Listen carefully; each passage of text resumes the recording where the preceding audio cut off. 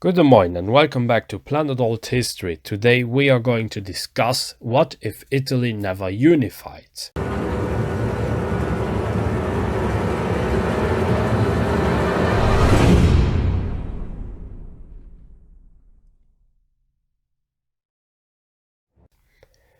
After the fall of Rome, Italy became very divided and many small but strong states emerged from the Italian peninsula. Venice and Genoa being two very prominent examples, as well as the Papal States, because everybody loves the Pope. After the Napoleonic Wars, Italy was again divided, but they had some taste of an Italian unification. Italy was then dominated by the Austrians and the Habsburg dynasty, which didn't sit well with them. Many Italians who served under Napoleon were in favor of a united Italy, and the Risorgimento started. Many intellectuals at the time supported nationalism and unification.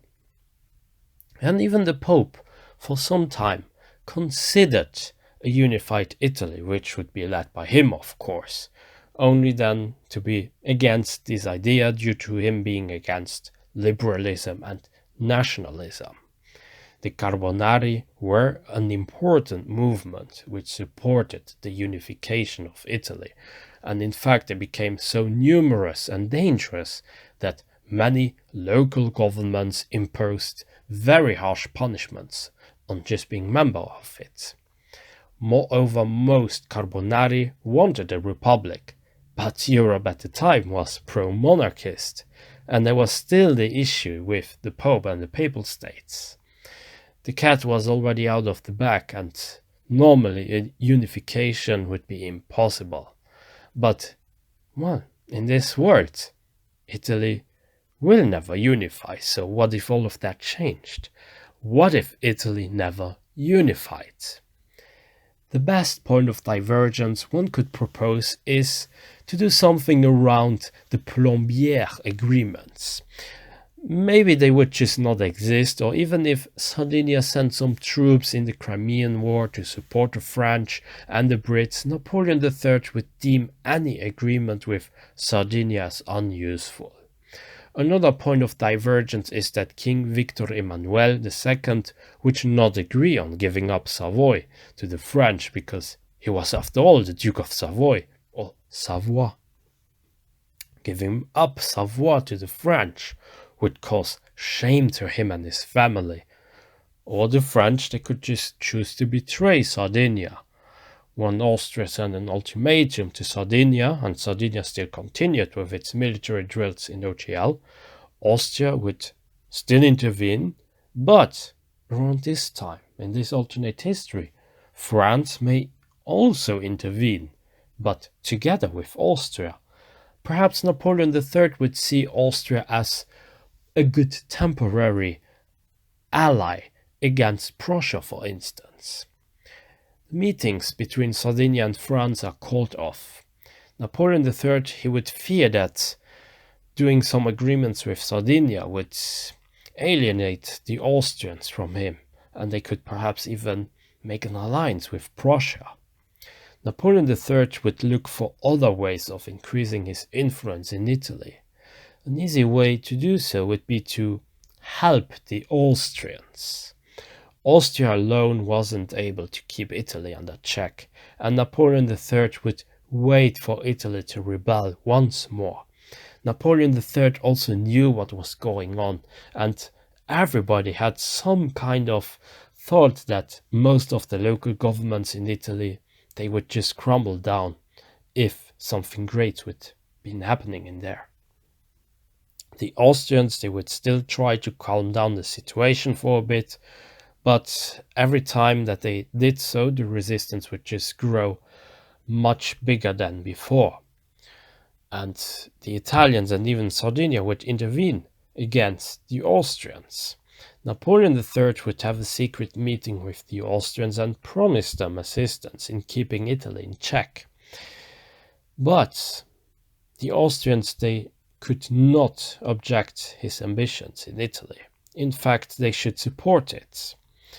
They would, in this alternate timeline, agree to it, and Napoleon III would annex Savoy, Nice, and all the main possessions of Sardinia, while Austria would be able to crush the revolts thanks to the support of Napoleon III. The expedition of the Thousand would this time around not be stopped by King Victor Emmanuel II, and the expedition would continue, and they would attack Rome. They would send the Pope into exile for some time, and France would intervene as the Papal States were under French protection. Napoleon III would then send some troops in there, but order would only be partially restored. Why partially? Well, because the kingdoms of the two Sicilies would collapse, just like in Otial, and the Carbonari would use southern Italy as the base to expand further into the north. Sardinia would also be added to this unified southern Italy, and it would become a republic. Most European powers wouldn't be all too keen to see a nationalist republic arise, but Napoleon III would be too busy with Mexico and internal policies, while Austria would not be able to absorb even more Italian lands, or foreign lands to speak of. A few things might change for Prussia. Without Italy as an ally, a southern Italian republic would not be a suitable ally, and thus the German war, the war between Prussia and Austria, might never even happen. But a war between France and Prussia would still happen, because of the French ambitions. France would have problems to keep up, and southern Italy would take advantage of the situation by attacking Rome once more. Austria would then have to intervene as well, but face internal problems as in Otial.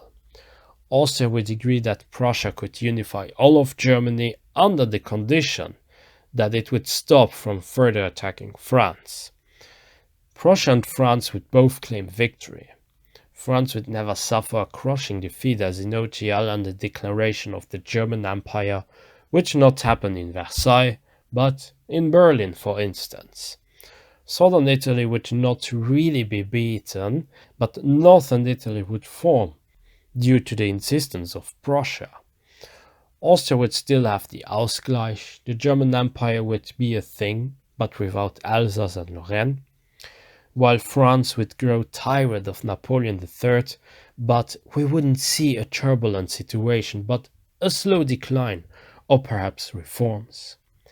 The lowlands, they would probably become rather some allies of the Germans, because they would be afraid of potential French expansionism, which was seen happening in Italy. With the death of Napoleon III, we would see the continuation of Bonapartism.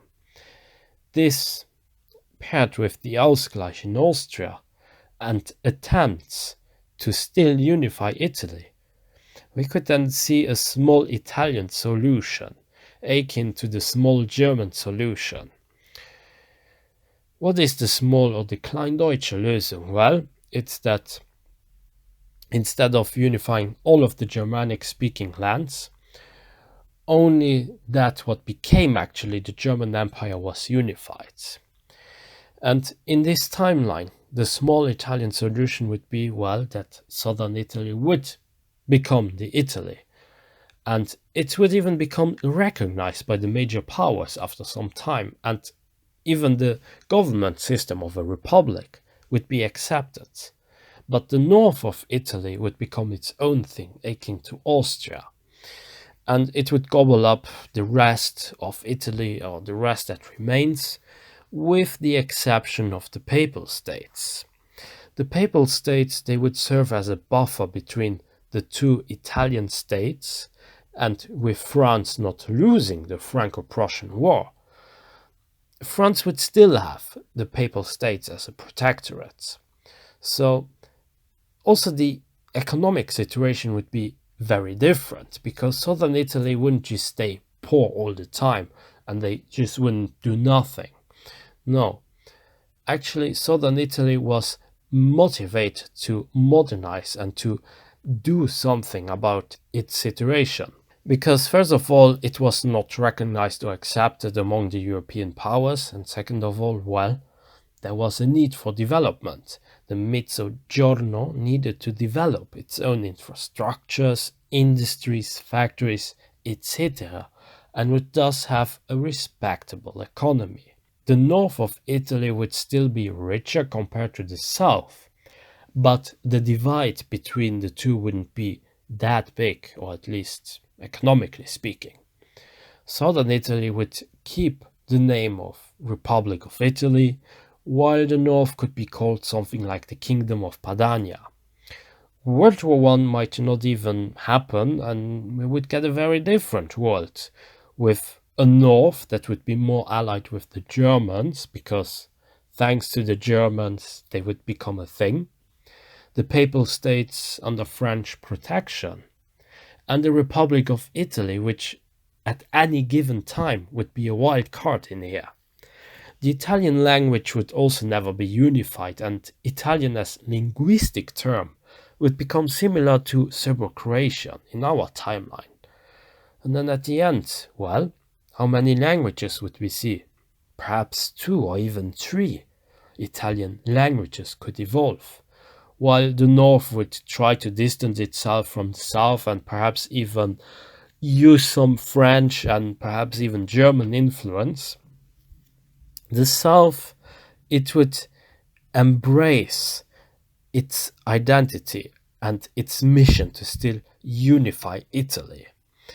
Moreover, the North could even have some type of Lombard identity, or perhaps have another type of identity based on Venice or Genoa or the trade republics, which the south of Italy would not have.